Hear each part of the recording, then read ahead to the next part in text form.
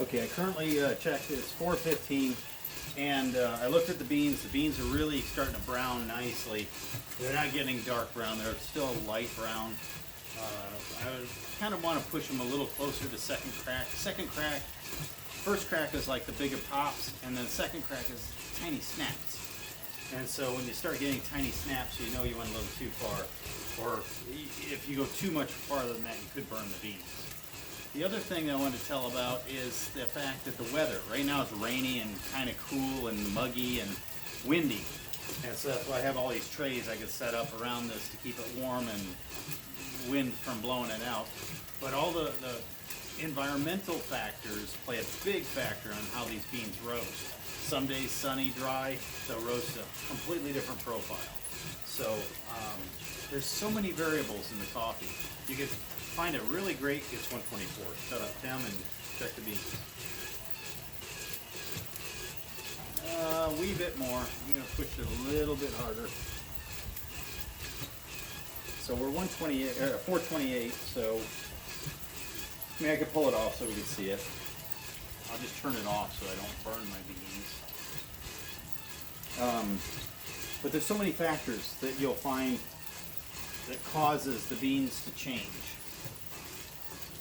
Alright, so what I do is just take it like this, pour it out like that, and then plug that thing. Ooh, these are red beans. So you shake it and blow all the chaff up. That's all the skins. See the skins coming off? So that's not too bad. That's a nice roast. It's really raining out, so we can't really see very well. But that's a pretty good roast, pretty even roast. I wouldn't say one of the best roasts, but I do know that for a fact that this coffee is delicious.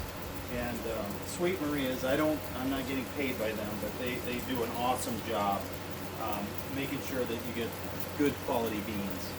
And the beans they get are really nice quality.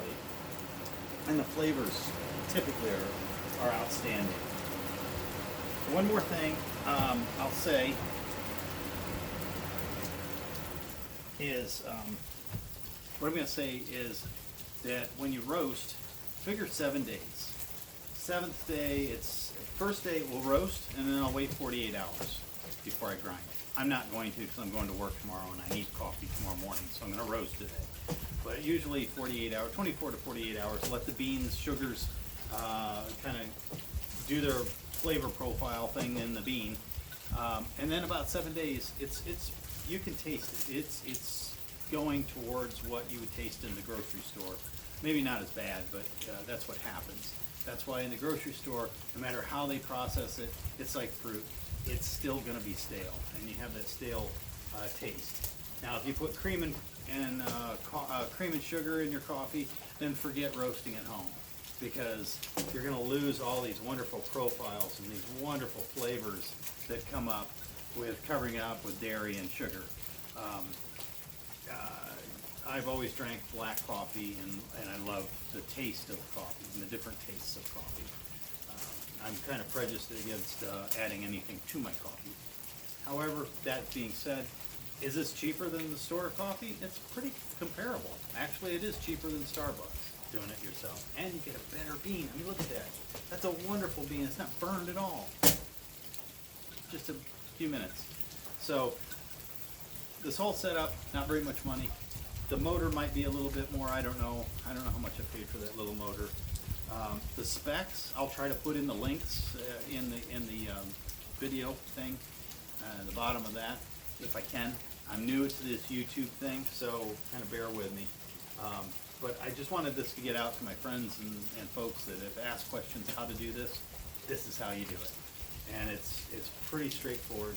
And to grind it, you go get a burr grinder, a nice burr grinder.